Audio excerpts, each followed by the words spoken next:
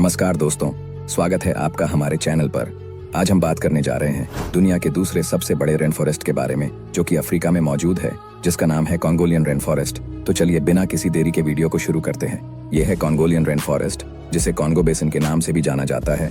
ये दुनिया का दूसरा सबसे बड़ा रेन फॉरेस्ट है। ये रेन फॉरेस्ट लगभग 1.8 मिलियन स्क्वायर किलोमीटर में फैला है। अगर आप गलती से भी इसे जंगल में खो जाते हो तो आपका बाहर निकलना नामुमकिन है। ये रेन फॉरेस्ट इतना बड़ा है कि ये 6 देशों में फैला हुआ, जिसका महत्वपूर्ण हिस्सा democratic Republic of Congo, Gabon, central African Republic और रिपब्लिक ऑफ कॉन्गो में स्थित है। यहाँ की हरी भरी वनस्पतियों में अद्भुत जैव विविधता पाई जाती है। कॉन्गोलियन रेन फॉरेस्ट में 10,000 से भी अधिक प्रजातियां पाई जाती हैं, जिनमें से कई दुर्लभ और विलुप्त प्राय हैं। यहाँ के पेड़ पौधे, जानवर, पक्षी और कीड़े मिलकर इस जंगल को एक जीवंत और गतिशील पारिस्थितिकी तंत्र बनाते हैं। कॉन्गोलियन रेन फॉरेस्ट की वनस्पतियां इस क्षेत्र की पहचान है। यहाँ के विशालकाय महोगनी पेड़, आयरनवुड और रबर के पेड़ इस जंगल की शान है। इसके अलावा यहाँ की वनस्पतियां औषधीय गुणों से भरपूर हैं, जिनका उपयोग स्थानीय समुदाय सदियों से कर रहा है। महोगनी के पेड़ की अगर बात करें तो ये पेड़ अपनी सख्त लकड़ी और सुंदरता के लिए प्रसिद्ध है। यह निर्माण कार्यों और फर्नीचर बनाने में उपयोग होता है।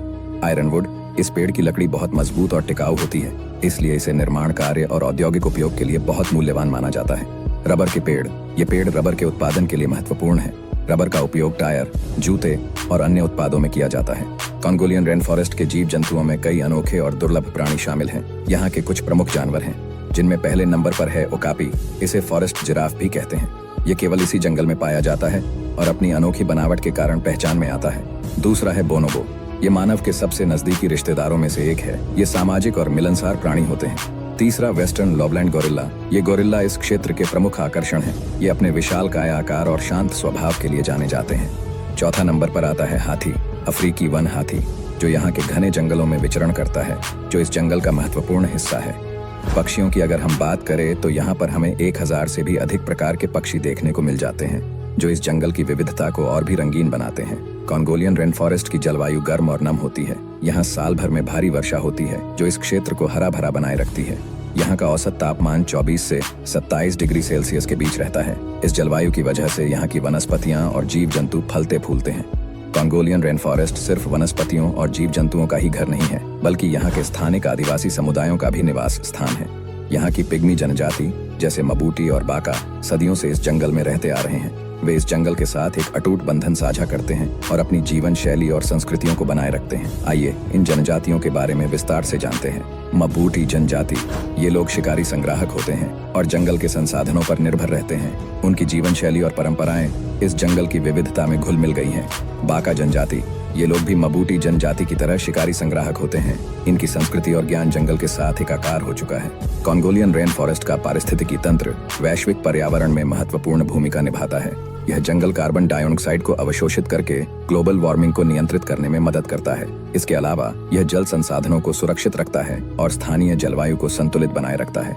लेकिन आपकी जानकारी के लिए बता दें, यह अनमोल खजाना खतरे में है। अवैध कटाई, खनन और पशुओं का शिकार इन जंगलों को तेजी से नष्ट कर रहे हैं। इसके अलावा जलवायु परिवर्तन भी इस पारिस्थितिकी तंत्र पर गंभीर प्रभाव डाल रहा है। अगर समय रहते हमने कदम नहीं उठाए तो हम इस अनमोल धरोहर को हमेशा के लिए खो सकते हैं। लकड़ी की अवैध कटाई इस जंगल के लिए सबसे बड़ा खतरा माना जा रहा है। महोगनी और आयरनवुड जैसे कीमती पेड़ों की अवैध कटाई इस जंगल को तेजी से नष्ट कर रही है। खनिज संसाधनों की खोज और खनन के कारण भी जंगल नष्ट हो रहे हैं। इससे न केवल पेड़ पौधे बल्कि यहाँ के जीव जंतु भी प्रभावित हो रहे हैं। इसके अलावा वन्य जीवों का अवैध शिकार भी एक बड़ी समस्या है। खासकर हाथी और गोरिल्ला जैसे जानवरों का शिकार उनकी आबादी को कम कर रहा है। और जलवायु परिवर्तन के कारण इस क्षेत्र की जलवायु में परिवर्तन हो रहा है, जिससे वनस्पतियों और जीव जंतुओं पर गंभीर प्रभाव पड़ रहा है। लेकिन उम्मीद की किरण अभी भी है। कई संगठन और स्थानीय समुदाय मिलकर इन जंगलों के संरक्षण के लिए काम कर रहे हैं। रेन फॉरेस्ट अलायंस और WWF जैसे संगठन यहाँ के संरक्षण के लिए महत्वपूर्ण कार्य कर रहे हैं। हमें भी इस मुहिम में अपना योगदान देना चाहिए। आपकी जानकारी के लिए बता दें कि रेन फॉरेस्ट अलायंस ये संगठन वन संरक्षण के लिए काम करता है। यह स्थानीय समुदायों को सशक्त बनाता है और उन्हें वन संसाधनों के स्थायी उपयोग के लिए प्रोत्साहित करता है। WWF, जिसका पूरा नाम world wide fund for nature, यह संगठन वन्यजीव संरक्षण के लिए काम करता है। यह जंगलों की रक्षा और वन्यजीवों के संरक्षण के लिए विभिन्न परियोजनाओं को संचालित करता है। यहाँ के स्थानीय समुदाय भी इन जंगलों के संरक्षण में महत्वपूर्ण भूमिका निभा रहे हैं। वे अपनी पारंपरिक ज्ञान और प्रथाओं का उपयोग करके वन संरक्षण में योगदान दे रहे हैं। अब सवाल ये उठता है कि हम क्या कर सकते हैं। हम सभी अपने छोटे छोटे प्रयासों से इन जंगलों के संरक्षण में योगदान कर सकते हैं। हमें अवैध कटाई और शिकार के खिलाफ आवाज उठानी चाहिए। इसके अलावा हमें पर्यावरण के प्रति जागरूकता फैलानी चाहिए और उन उत्पादों का उपयोग करना चाहिए जो पर्यावरण के अनुकूल हों। सोशल मीडिया और अन्य माध्यमों का उपयोग करके लोगों को कॉन्गोलियन रेन फॉरेस्ट के महत्व और संरक्षण के प्रयासों के बारे में बताएं। ऐसी वस्तुओं का उपयोग करें जो पर्यावरण को नुकसान नहीं पहुंचाती, जैसे रिसाइक्लेबल सामग्री और पर्यावरण के अनुकूल उत्पाद, और उन संगठनों को समर्थन दें जो वन संरक्षण और वन्य जीव संरक्षण के लिए काम कर रहे हैं। तो दोस्तों, यह था हमारा सफर कॉन्गोलियन रेन फॉरेस्ट के बारे में। हमें उम्मीद है कि आपको यह वीडियो पसंद आई होगी। अगर हाँ, तो हमारे चैनल को लाइक, शेयर और सब्सक्राइब जरूर करें और वीडियो को अपने दोस्तों के साथ शेयर करना ना भूलें। मिलते हैं अगले वीडियो में। धन्यवाद।